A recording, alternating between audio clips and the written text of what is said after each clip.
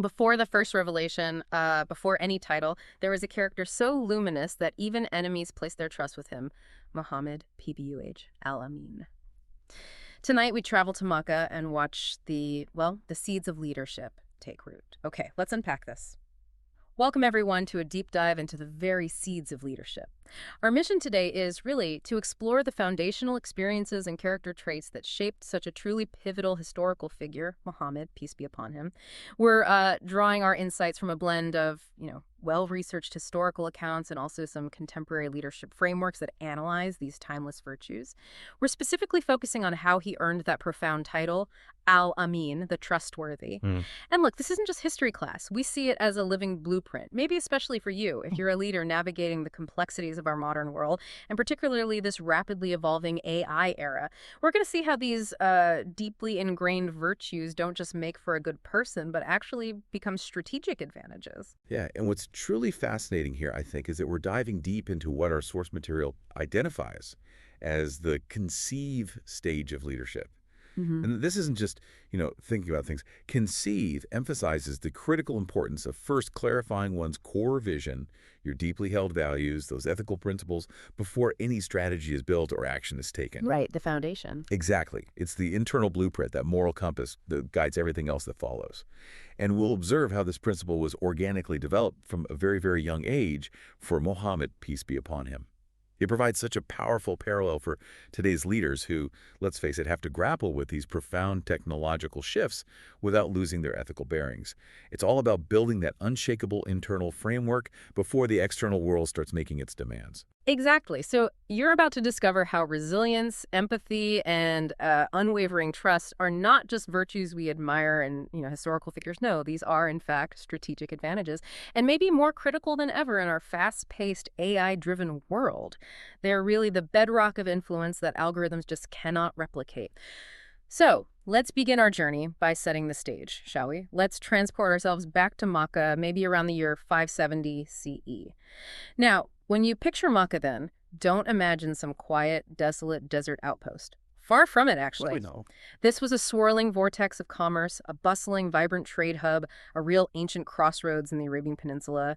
You had caravans coming from all directions: Yemen in the south, Syria up north, Persia to the east, Abyssinia, modern Ethiopia to the west. They all converged there. A real melting pot. Yeah, exchanging not just exotic goods like spices, silks, precious metals, but also ideas, stories, cultures. It was dynamic, economically powerful. But, and this is important, beneath this sort of glittering surface of trade, our sources describe it as a morally complex environment. Very complex. Huge wealth, yes, but also stark social inequalities. Rampant tribal rivalries that often erupted into conflict, and frequently pretty cutthroat business practices where, while honesty was often a casualty, it was a society where reputation was everything, yet integrity could be quite fragile. And into this intricate, vibrant, yet really challenging world, Muhammad, peace be upon him, was born. And his lineage was immensely significant. It placed him immediately within the Banu Hashim, Right. one of Makkah's most respected, most prominent clans. And this wasn't just any family. They held the esteemed position as custodians of the Kaaba, the sacred house, that conferred immense social and religious responsibility. They were known for their nobility, generosity, protecting pilgrims.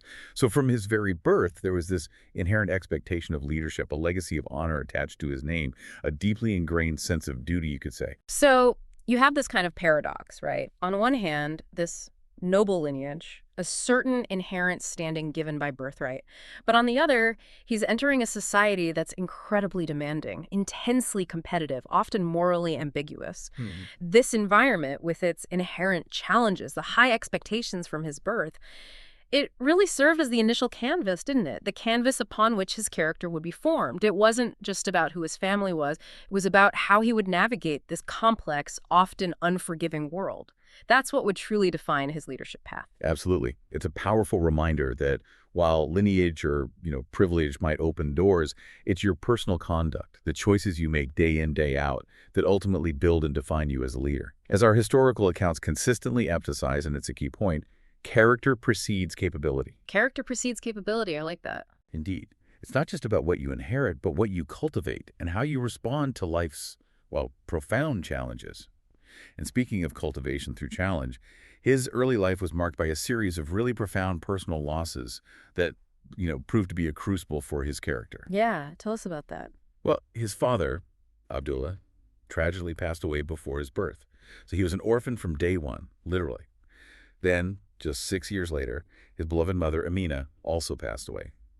These were deeply formative experiences of vulnerability, of hardship, especially poignant in a society where tribal protection, the stability of a family unit, were absolutely paramount for survival and well-being. Wow, that's incredibly impactful to lose both parents so early, especially in an era without the kind of safety nets we maybe take for granted today.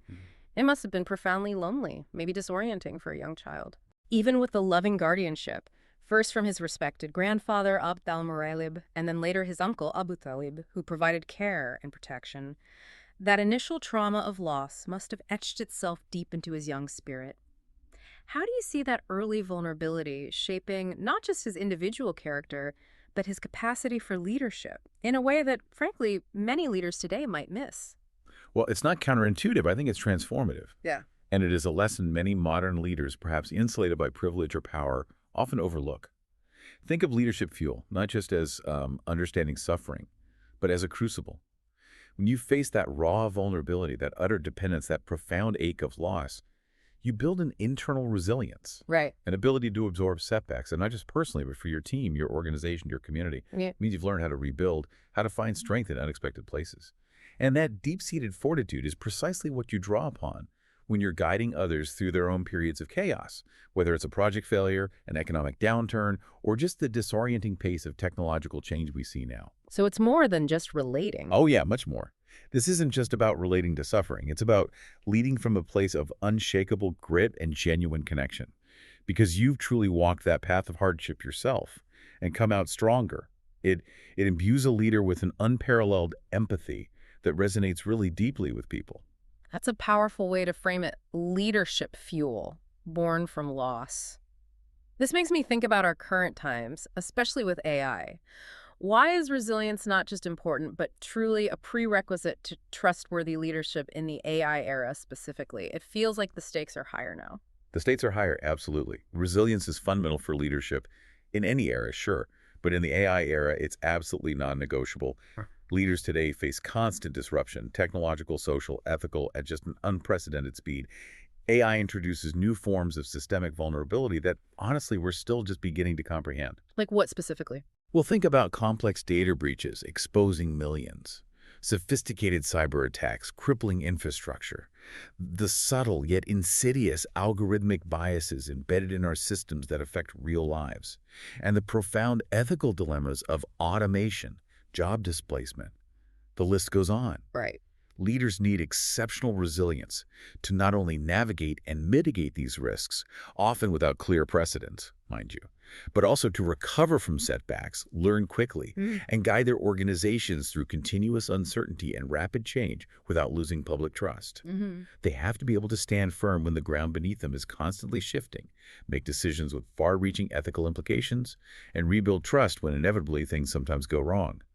Without that resilience, a leader risks being overwhelmed, which leads to poor decisions and ultimately a breakdown of trust. So it's not just about surviving these challenges, is it? It's about thriving through the unknown, guiding others with a steady, reassuring hand, even when that hand might be, well, trembling a little internally. Exactly. That's the core of it. Okay. These early life lessons, deeply ingrained through both his profound circumstances and his emerging character, they really laid the groundwork for practical skills. Skills honed in an even more unexpected academy. It wasn't a formal school, certainly not the bustling markets of Makkah, but something far more primal and profound. So we've witnessed the Makkah crucible, the searing lessons of early loss. Now, let's step away from the bustling caravanserai and into an even more profound yet utterly silent classroom. The Arabian Desert. Imagine that vast ochre expanse stretching to the horizon, the sun an unyielding presence. The only sounds may be the rustle of dry grass and the soft bleating of a flock. A powerful image. Right. Here, far from any formal instruction, a young Muhammad, peace be upon him, began his true leadership academy, a direct, visceral education from nature itself. Our historical accounts describe shepherding as his initial leadership academy. It was just him, the elements, and this profound daily responsibility for a living, breathing flock. That's right. Envision that solitary desert landscape, the stark beauty, the endless sky, but also the harsh, unforgiving conditions. He was solely responsible for this living flock. He needed to guide them to pasture, protect them from predators, find water sources, ensure their well-being day in and day out. This wasn't, a job for the faint of heart. It was an intimate, hands-on connection with nature and living beings that taught profound lessons without a single word ever being uttered. It was a masterclass in quiet, consistent stewardship. And it's in this shepherd school that several absolutely core competencies were developed, skills that would prove invaluable later on. Let's start with patience. I mean, you can't rush a flock of sheep, can you? Chuckles, definitely not. You have to wait for them to graze, observe their movements, guide them gently rather than force them. It's about respecting the slow rhythms of nature, understanding that some things just cannot be hurried. And this is such a crucial distinction, isn't it? It starkly contrasts with the immediate gratification culture, the move fast and break things mentality that often defines some technological spheres, especially around AI development. Think about it.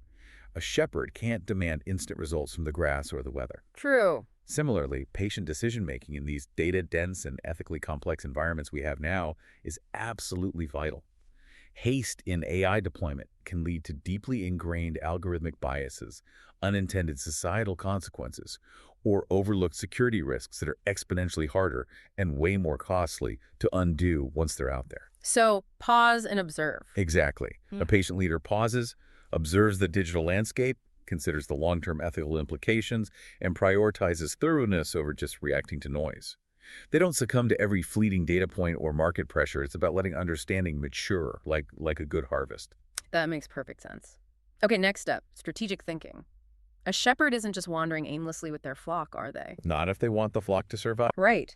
They're constantly reading the terrain for safe passages, anticipating sudden weather changes that could endanger the flock, identifying pastures with rich grazing, locating vital water sources that might be miles away. It's constant planning, always looking several steps, maybe even several days ahead, making proactive decisions based on environmental cues. And this translates so directly to the long-term vision and foresight required in our technologically driven world today. Think of the shepherd navigating the desert. They're not just looking at the next patch of grass. They're seeing the storm clouds gathering on the horizon, anticipating where water might collect after a rare rainfall, planning roads days in advance to avoid predators or barren lands. That's precisely the long-term vision, the foresight we need for AI. It's not just about deploying a model today. It's about understanding the ripple effects 6 months, 5 years from now, anticipating the ethical quandaries that might emerge from autonomous systems, much like a shepherd considers the downstream consequences of every step for their flock's survival. It's about building for resilience, not just immediate utility. Absolutely. And closely related to that, I suppose, is observation. A good shepherd has this incredibly keen awareness of each animal's individual needs, right? They spot subtle signs of distress or danger in a single sheep. They have an intimate understanding of their environment, the smallest change in the wind, the behavior of distant birds, the specific type of vegetation. That could mean the difference between survival and loss for the flock. It's an attentiveness that borders on intuition. Yes, and this is the skill of deep, nuanced observation amidst what often feels like just information overload in our modern world. AI systems, sure, they can process vast amounts of data, identify correlations, highlight anomalies with incredible speed, but it's the human leader, honed by this kind of patient, deep observational skill, who can identify crucial patterns, spot truly subtle anomalies an algorithm might miss, and discern true insights in those vast data sets that AI might merely process. So the human context is key. It requires human intuition, a qualitative understanding, to fully understand and contextualize what the data truly means, and perhaps more importantly, what it doesn't mean, or what ethical implications might lie beneath the surface. It's the difference between seeing the data points and understanding the living system they represent. And finally, a quality that is often, I think, profoundly undervalued in modern leadership, yet was central to the shepherd's life: humility. The shepherd serves the flock, often getting dirty, enduring the elements, never elevated above the animals they care for.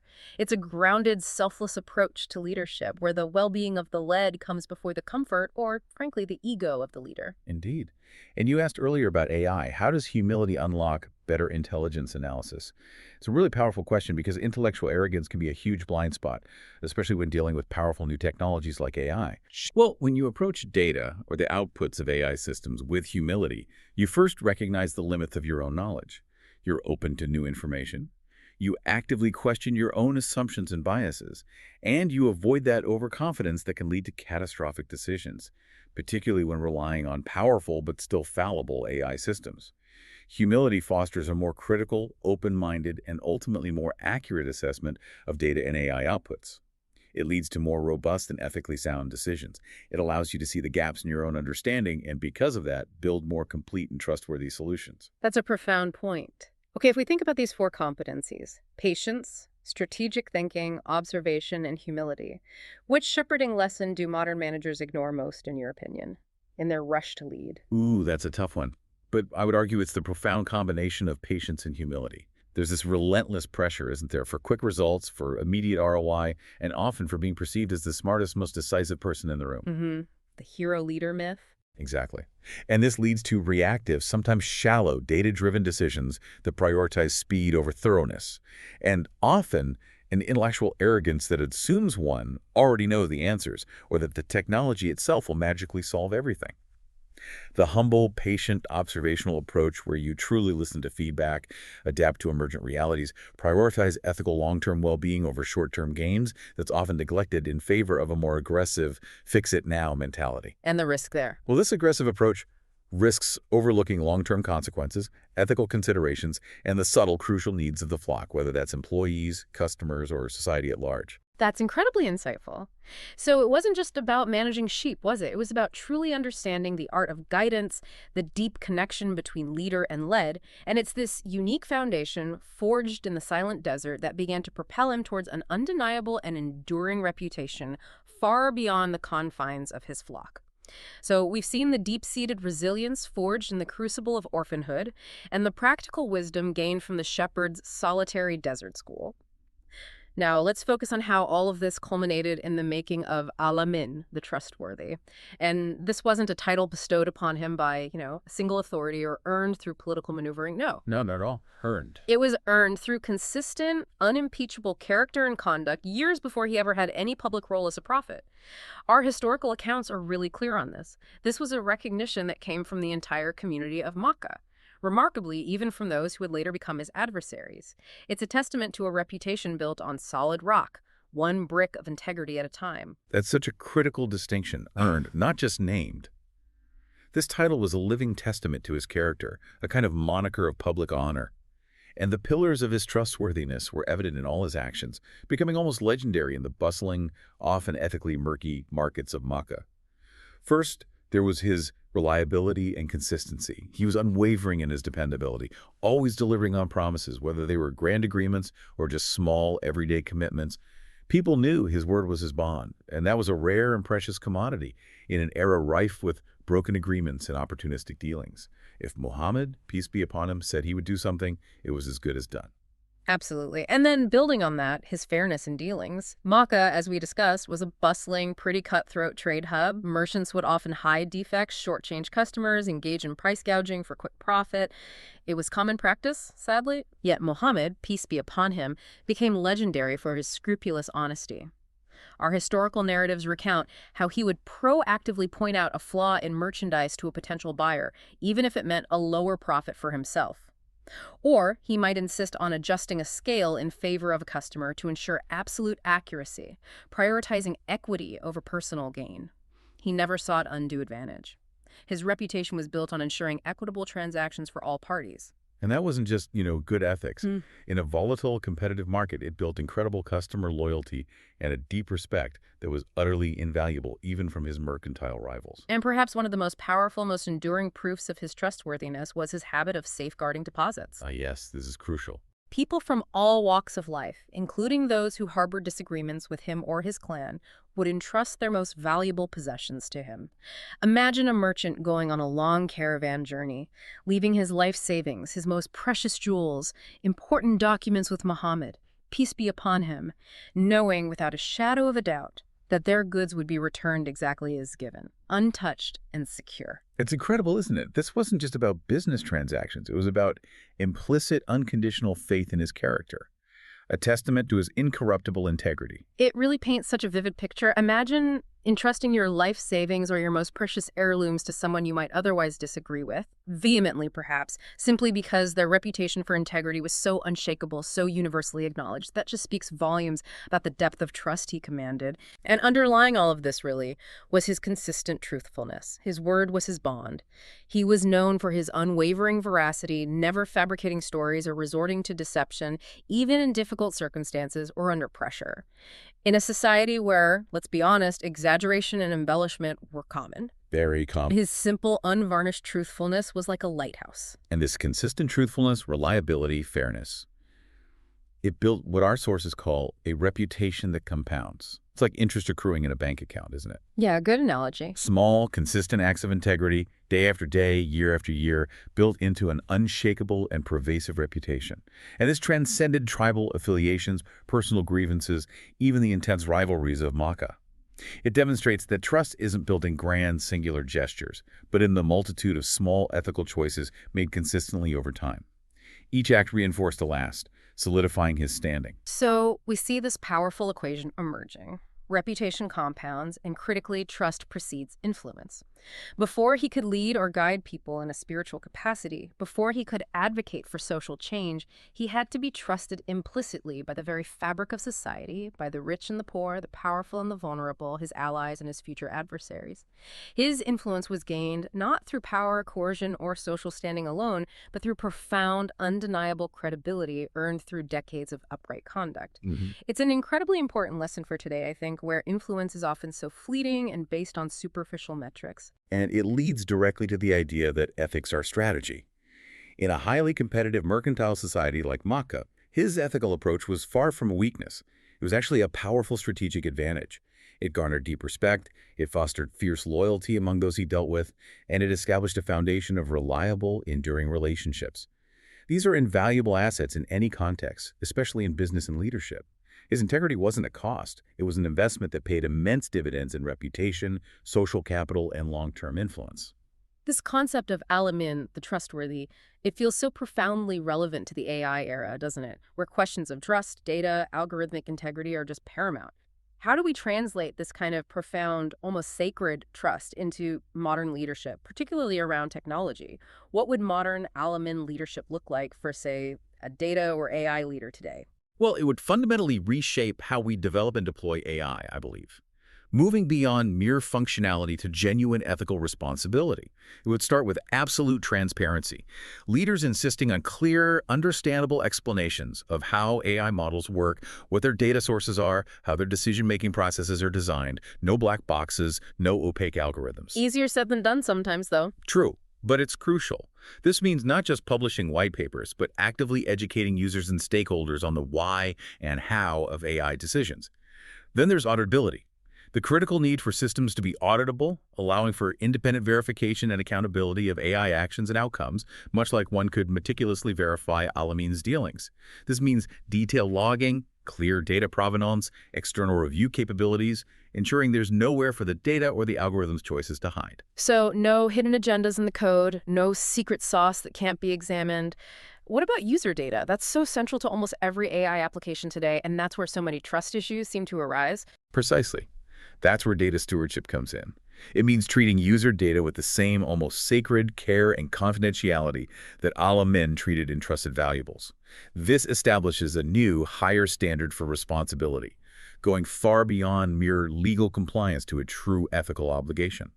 It means not exploiting data, not selling it without explicit knowledge, and protecting it as if it were your own most precious possession. Right. And crucially, consent and confidentiality. Explicitly getting user permission for data use and rigorously protecting privacy, not as an afterthought or a line buried in a lengthy terms of service agreement, but as a core design principle, privacy by design, built into every system, every algorithm from the very beginning. That makes a lot of sense. But in this digital age where information travels the speed of light, why do you think trust is often harder to build than competence and so much easier to lose? It seems almost counterintuitive given how interconnected we are. It's precisely because trust is fundamentally human, isn't it? It involves an emotional investment, a vulnerability we extend to others. Competence can be demonstrated through skill and technical output. A perfectly coded algorithm, a bug-free system, you can measure that. Can't exact. But trust involves belief in someone's intent and integrity. It's built brick by brick through consistent positive interactions and ethical choices, often over a long period. Yet it can erode incredibly quickly with even a single breach, a single instance of deception, a broken promise, a data leak. And in the digital realm, breaches are often widespread and have long-lasting global consequences, making that erosion of trust even more devastating and difficult to repair. A highly competent system can still be utterly untrustworthy if its creators or stewards lack integrity or act carelessly with sensitive data. Trust requires more than just technical skill. It requires that moral compass we talked about. So what would Al-Amīn look like as a modern data leader? Can you paint a picture of that scenario for us, maybe beyond the abstract principles? How would they act day to day? Absolutely. I envision a modern Al-Amīn data leader as someone who doesn't just manage data and algorithms, but champions its ethical use as their highest calling. This leader would, for instance, lead an AI development team that proactively seeks out and mitigates algorithmic bias, even if it slows down development slightly, explaining why it's crucial to stakeholders. Taking the harder path, potentially? Yes. They would be a vocal advocate for privacy by design, ensuring that user privacy and data security are integrated into every stage of development, perhaps even implementing a chief privacy officer with real veto power over deployments that might compromise user trust. This leader would also foster transparent communication about AI capabilities and its limitations, educating users and stakeholders, being upfront about potential risks and the uncertainty inherent in some AI predictions rather than overpromising. Exactly. Imagine them holding regular, open forums to discuss the ethical implications of new AI features. Their reputation for integrity and transparent stewardship would become their most valuable asset, guiding their decisions and inspiring trust in their team, their users, and the wider public. They become the sought-after partner in an industry often viewed, let's face it, with some suspicion. These profound personal qualities, then, really lay the groundwork for a larger, enduring leadership philosophy, one that feels especially critical in our current age of rapid technological advancement, where the machines are becoming ever more powerful. Okay, let's try and bring it all together now. We've journeyed through these deeply formative years, explored the profound resilience born from orphanhood, the practical wisdom gained from shepherding in the silent desert, and the unshakable foundation of Al-Amīn's trust architecture, built brick by consistent ethical brick. It's been quite an incredible deep dive into the very seeds of leadership, revealing these timeless principles. And this entire journey, as outlined in our source material and various leadership frameworks, it explicitly ties back into that conceive stage of leadership we mentioned at the start. It really emphasizes the critical importance of clarifying one's vision, one's deeply held values, one's character, before embarking on any significant action or leadership role. Get the foundations right first. Precisely. It's about building that internal compass, that ethical framework, that bedrock of personal integrity, first and foremost. Before you even begin to strategize, to deploy, to lead, you must first truly conceive of who you are, what you stand for, and what core principles will guide every single step and every decision. It's like the pre-computation of your moral framework. That brings us to a really crucial question for our time, doesn't it? A question that cuts to the core of what it means to be human in an AI-driven world. Why is conceive, this internal clarity of values and vision, our most potent human advantage in a world increasingly shaped by AI? We have these incredible systems that can process information, identify patterns, execute tasks at speeds and scales just far beyond human capacity. So where, then, does the human advantage truly lie? Well, the human advantage lies precisely in what AI profoundly lacks and, I would argue, will likely always lack: the capacity for moral reasoning, ethical deliberation, and true empathy. AI can tell us what is happening in a data set, how to achieve a defined goal with optimal efficiency, or which patterns correlate. The what and how. Exactly. But it cannot tell us why we should pursue a particular goal. Or maybe more importantly, should we pursue it at all if it conflicts with human dignity or societal well-being? These are questions rooted in values, in ethics, in a deep understanding of human purpose, and the nuanced impact on living, breathing individuals. AI can optimize for anything you tell it to. It doesn't inherently know good from bad in a human sense. So while AI provides astonishing speed and unparalleled scale, humans must provide the why and the should we, the guiding values and vision. Without this human foundation, without that clear ethical compass established through conceive, AI becomes, as you said, value blind. capable of powerful but potentially misdirected or even profoundly harmful outcomes. It becomes this magnificent, powerful engine without a steering wheel, potentially leading us anywhere, regardless of the destination. It's a tool that can amplify, but the direction of amplification is entirely up to human intent, isn't it? Exactly. And building on that, how does conceive clarifying values and vision first give us that durable edge over faster but value-blind systems? It's our ultimate irreplaceable differentiator. Yeah. A clearly conceived ethical framework allows leaders to steer AI development and application towards genuinely beneficial outcomes, outcomes that align with human flourishing and universally accepted ethical principles. It ensures that the immense power of AI serves human needs and values, rather than simply optimizing for efficiency or profit without moral consideration. It's about having a North Star, a deeply ingrained moral compass that technology just cannot replicate. That internal clarity, that deeply cultivated human integrity is, in a profound sense, our most advanced technology. It's what ensures the tools we build serve humanity, not the other way around. That makes so much sense. It's about being the wise, principled pilot, not just flying the fastest jet. Okay, now, for you, the listener, let's try and turn these profound insights into a mini action plan. How can you start becoming more trustworthy in practice, integrating these lessons into your daily life, and truly cultivating your own conceived stage of leadership? Where do we start? Well, we can begin with daily micro-practices. Small, consistent steps that build integrity brick by brick, just like Al-Amīn did. First, start your day with an intention reset. Before you dive into emails or tasks, just take a brief moment, maybe just 60 seconds, to align your actions with your core values and commitments for the day. Ask yourself, what kind of leader, what kind of person do I want to be today? Simple but powerful. It really is. Then commit to one act of kept promise each day.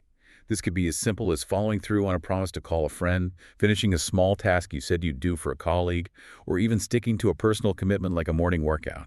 It builds integrity from the ground up, proving to yourself and others that your word is reliable. And finally, maybe a 5-minute humility check sometime during the day. Take a moment to reflect on your position, your learning, and how to avoid that intellectual arrogance we talked about. Acknowledge what you don't know. Actively seek differing perspectives. Remain open to being wrong. This could be simply listening actively, really listening to a junior colleague, or reviewing a decision you made to ensure you considered all angles. These small, consistent steps, just like the shepherd's daily duties, they really can add up and reshape your character over time. Now, for maybe deeper engagement and sustained growth, what about weekly practices? Okay, for weekly reflections, we recommend 2 things. First, review one relationship for trust gaps. Actively identify an area in one of your key relationships, could be personal or professional, where trust might be strained, or maybe where it could be significantly strengthened. Be really honest with yourself about where you might be falling short. That requires some courage. It does. And second, linked to that, fix one small breach. Take concrete, proactive steps to repair a minor lapse in trust. This might mean apologizing genuinely for a missed deadline, clarifying a misunderstanding you let linger, or making amends for a small oversight. Acknowledging a mistake and making amends is such a powerful trust builder. It shows accountability and respect.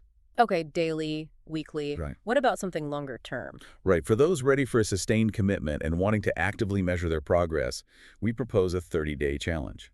The Trust Tracker. This is a practical, personal tool. Just log promises made kept.